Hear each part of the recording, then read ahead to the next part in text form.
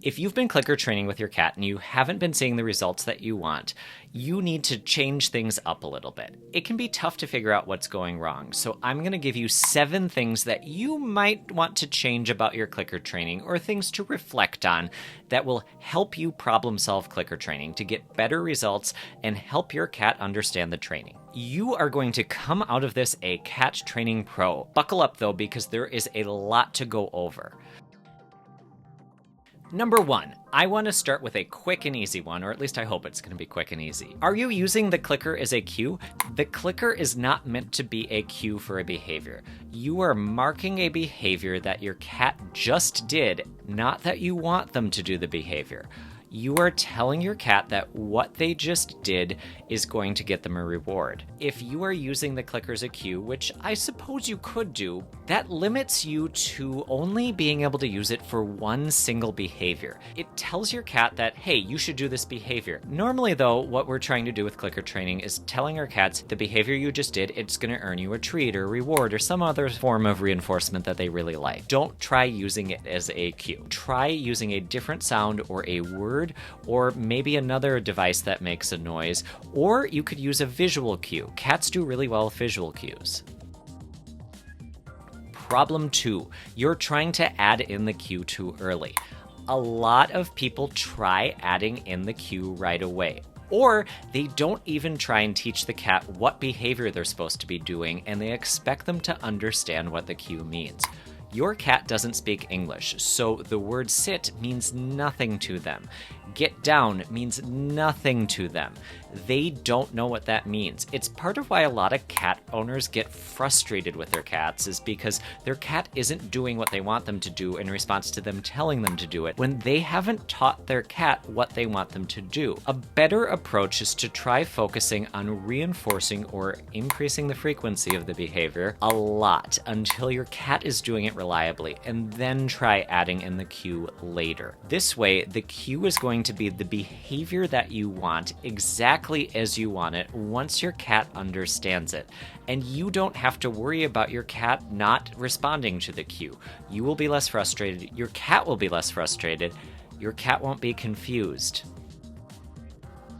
Problem number 3, your cat needs training wheels. No, not literally needs training wheels. For some behaviors, your cat isn't going to do them a lot. Or it may be something that's a little bit more complicated of a behavior, so it's harder to get your cat to understand it. For those behaviors, we might need to assist our cat in getting them to the point where they are doing the behavior, or encouraging them to actually do the behavior. If the behavior doesn't happen frequently enough on its own, you're not going to have the opportunity to click for it, which is a concept we're going to come back to in another problem later on. But for right now, the important part is you want your cat to have the opportunity to earn a click.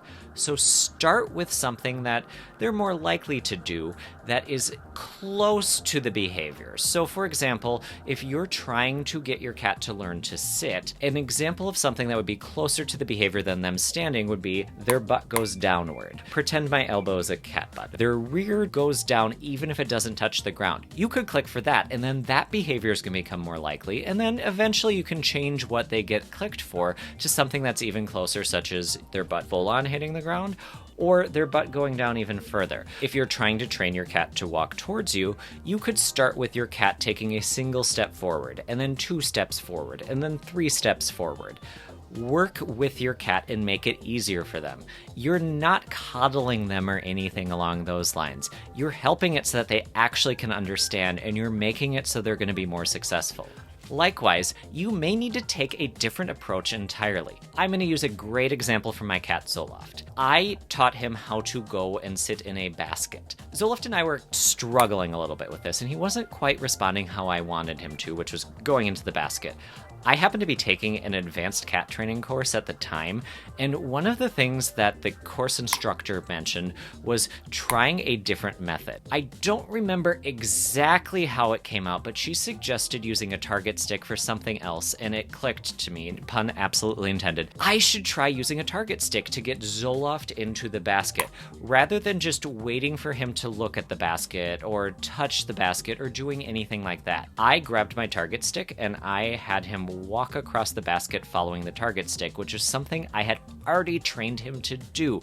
And guess what he did right away? It was going into the basket. Or I shouldn't say right away, it did take a little bit, but he was very successful with that. I had to shift my approach because I was teaching him. It was his job to learn, and if I wasn't teaching him correctly and he wasn't learning, the problem lied with me. In other words, shift the direction that you're going. Try something different. Don't just repeat the same mistakes over and over again. Sometimes you have to get creative with how you teach a cat a particular behavior. I do happen to have a video of me training Zillow to go into a basket here using the target stick, so you can see an example of this in action, where, again, training using a different method works. Now, speaking of training a cat using a different method, this isn't in this video, but one of the other things I did in that course was using something kind of weird to help train him to go into the basket. I'm going to save that for number 5, though, so we'll get to that in a moment. Before we get there, number 4, your cat is too distracted. Does your cat seem to have the attention span of a rock? Which, fun fact, rocks do not have an attention span. They don't have a nervous system, so they can't really pay attention to anything. If your cat is wandering away, or they just seem to be kind of aloof, it makes it really hard to train a behavior because you can't really click for things because they're not doing it or they're just disinterested. There are going to be a lot of possible reasons why your cat could be distracted. They might be stressed. There might be noises going on. There could be another cat in the room. You may be asking them to do a behavior that is beyond what they're ready for or that they don't understand yet, and so they're just disinterested because why would they bother? They don't know what they're getting, so they're not getting rewards. Back up what you're doing a little bit and make it easier for your cat. That can help with distractibility. Another thing you can do with distractibility is you can start in a really, really low distraction environment. Think room with just you and your cat and not a lot of exciting things happening. A nice quiet room is a good idea, and no other cats being in there. If you need to distract your other cats, ironic that we're talking about reducing distraction with one cat, and we're actually going to be talking about distracting another cat. Give them a food puzzle or give them another activity to do instead. Keep them busy so they don't make noise or they don't try and get in. Clicker training sessions can be nice and short, so it's totally okay if you do this as a brief session. Start easy and low distraction, and then gradually add things in over time as your cat understands the behavior more and more. Don't go too fast with this, and don't be too quick to add in distractions. Another option is something that I don't have time to explain the details of it today, but I'm going to mention it briefly. You can use certain pattern games from a system that's actually developed for dogs by Leslie McDevitt called Control Unleashed. I love Control Unleashed. It works great for cats too. I suggest that you check out her book, Control Unleashed, because it's got a lot of really great pattern games that are designed to reduce distractibility that absolutely you can use them for cats. And hey, one more idea here for distractibility. It's adjusting your expectations for training sessions. Training sessions should be short. Cats often will do 1 to 3 minute training sessions. Some cats can go longer. Prozac is a power trainer. He can go for like 15 minutes at a time, and he does not like when I try stopping training sessions, actually. However, that's not normal. He trains for a long period of time. Most cats, it's shorter. Your expectations of your cat's ability to stay on task and keep doing the training for a long period of time are actually the problem and not your cat. If you can do it for 2 to 3 minutes, great. That's actually really good. If your cat's doing 5 minutes, awesome. 7 minutes, holy crap. 15 minutes, Prozac. Look at him, he's so cute. Short training sessions, that's the point of it. Shorten your training sessions. You can always try extending them and see if your cat's interested, but if they're not, that's okay too. Problem number 5. I've been kind of hyping this up in that I mentioned it earlier, and it's for good reason. You're using the wrong reinforcer. Is your cat actually interested in the thing that you're offering them in the training session? For example, are you offering them a treat that they don't like or a flavor of a treat that they don't like? You want to use a treat that your cat is interested in. You might need to change that throughout the session, or you might need to use a different treat than what you were originally planning on. I'm going to give a great example of using a different reinforcer with your cats. Remember earlier how I was talking about Zoloft and training him to go into the basket using targeting? Well, one of the other things that I did that actually really helped me with getting him to do that behavior, because the targeting and the following the target stick helped, but we didn't quite get there, was I used a glove brush, and brushing him with a glove brush is reinforcement. Zoloft loved being brushed with his glove brush. He would get really, really, really, really excited whenever I would bust it out, and it was something that, oh man, that was the ultimate reward for him. Once I switched from using treats to using the glove brush, bam, he suddenly made a ton of progress. Your cat ultimately gets to decide what they're willing to work for, so it's not up to you. You need to listen to them and find something that they like. You may also need to do something we call a treat hierarchy. Basically, you start with a treat that your cat, they're kind of about. They're willing to work for it, and you change to something that they like a little bit more. And then once they kind of lose interest in that, you change to something that they like a little bit more. And then you change to something that they like even more than that. Keep increasing the value of the treats that you're giving your cats. Hey, this may also be a great technique for addressing distractibility. It's almost like they're all interconnected and that, clicker training doesn't exist in a void. Keep in mind, too, that just because you're planning on using a reinforcer for something doesn't mean that your cat is going to want to do that right then and there. Your cat, for example, may not be interested in a treat because they've had plenty of it. So if you were to switch to using a different flavor or a different treat for a while, they may be more interested in the training session. You can always come back to that treat later. It's about what your cat wants. That's why it's helpful to understand your cat and know what things they really like, because you can always switch reinforcers throughout the training session, or if your cat just isn't interested, switch to a different reinforcer right away. Problem number six. I do have 6 fingers up. I hesitated there for a second. We've got just one more after this one, but it's one that you're really going to want to know, so stick with me with this one, because this one's also really important. You'll also want to make sure number 6 isn't a problem before you get to number 7. Number 6 is that your mechanics are off. What does that mean, Joey? Great news, I'm going to tell you that. So the mechanics are how you are going about doing the actual clicker training session.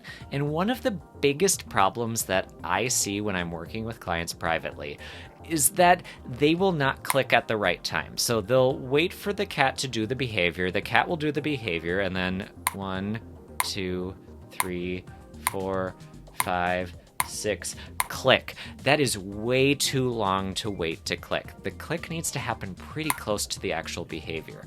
If you're getting your timing too far off, and some cats are more sensitive to timing of the click than others, but the closer that you get the click to the actual behavior that you're trying to mark, the better. If your timing is too far off, your cat isn't going to understand it. If you wait too long, your cat is going to think that you're clicking for another behavior entirely. That's part of why if you accidentally miss clicking, don't click later. You don't want to click way after the behavior happens, or your cat just isn't gonna understand. In some cases, you may train a different behavior, and if you want to train that behavior, awesome. It's not necessarily a bad thing, but it depends on what you're trying to train. Another part of mechanics would be how you deliver the treat or the reinforcement to your cat.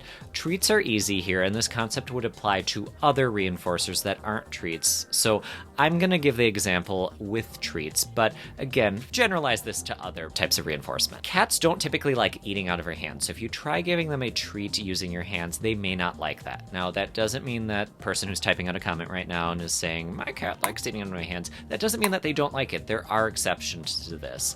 But generally, your cat isn't going to like eating out of your hand. Now, person who is typing out that comment about their cat liking to eat out of their hands, you should probably give your cat their treat from your hands because they like that.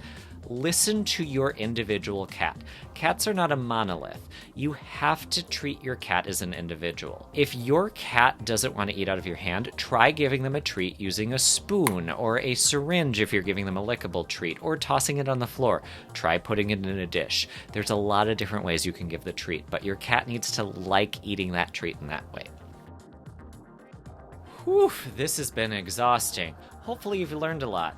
Oh wait, we have one final problem here. I want to get to the big one. Are you ready for it? Number 7 is a biggie, and it is going to improve your cat training so much. The other thing that's going to improve your cat training so much is going to be hitting subscribe so you get notified when I put out new videos about cat training. Okay, number 7. Number 7. Whatever. Number 7, you're not reinforcing enough. What does that mean? There's this weird idea that animals, and especially cats, should just do things because, I don't know, we expect them to do it. That's not how things work. Think about your job. Even if you really like your job, are you just gonna show up for funsies?